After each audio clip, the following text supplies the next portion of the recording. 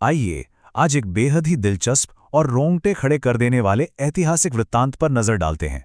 आज की चर्चा का केंद्र है महान मराठा सेनापति चिमाजी अप्पा। इस विश्लेषण में हम गहराई से समझेंगे कि ऐतिहासिक लड़ाइयों का वर्णन करने के लिए उस दौर में किस तरह की दमदार भाषा का इस्तेमाल किया जाता था और कैसे एक कहानी के जरिए किसी क्षेत्र के नायकों की एक अमर छवि गढ़ी जाती है।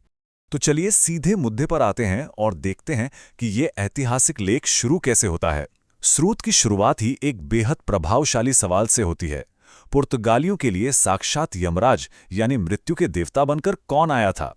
जरा सोचिए, ये शुरुआत ही अपने आप में कितनी जबरदस्त है।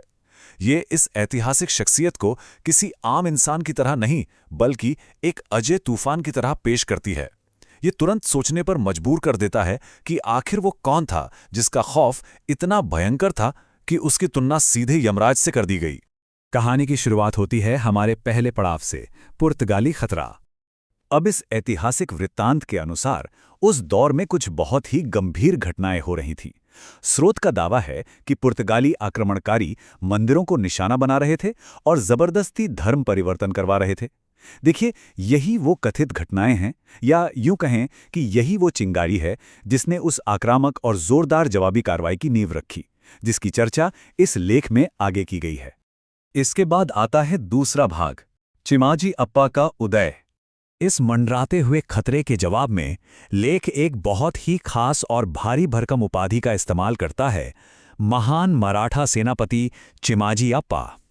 यहाँ स्रोत उन्हें उत्पीड़ितों के रक्षक और एक तारणहार के रूप में काफी ऊंचे दर्जे पर लगता है। पाठ की भाषा को अगर ध्यान से देखें तो यह स्पष्ट रूप से उन्हें एक ऐसे महानायक के रूप में स्थापित करती है जो अन्याय का जड़ से सफाया करने और धर्म की रक्षा करने के लिए ही मैदान में उतरे थे। और फिर शुरू होता है तीसरा भाग, भयंकर युद्ध। चलिए अब थोड़ा जमीनी हकीकत और रणनीति को समझते हैं। स्रोत खास तौर पर दो भौगोलिक इलाकों का जिक्र करता है, कोंकण क्षेत्र और वसई क्षेत्र।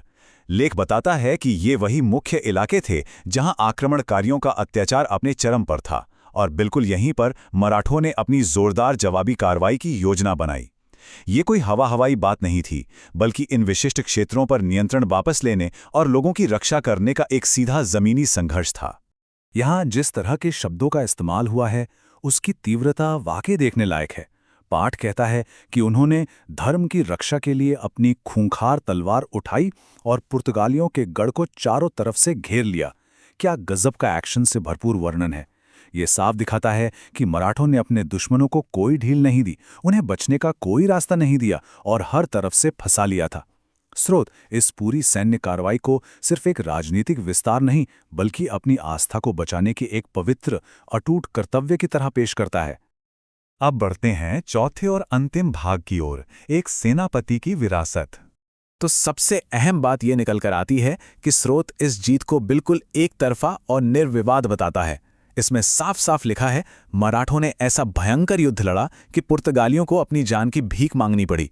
ये एक बहुत ही नाटकीय और शक्तिशाली निष्कर्ष है। इस विशिष्ट ऐतिहासिक खाते के अनुसार ये मराठों का पूरी तरह से दबदबा और विरोधियों के पस्त होने की कहानी है। यह सिर्फ सैन्य बल की जीत नहीं बल्कि एक बहुत बड़ी नैतिक जीत का दावा है।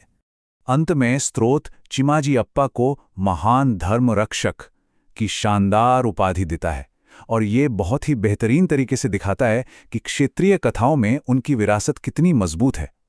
इस पूरी कहानी में वे केवल एक सेनापति नहीं रह जाते बल्कि एक रक्षक, एक आध्यात्मिक ढाल के महान स्तर तक पहुंच जाते हैं।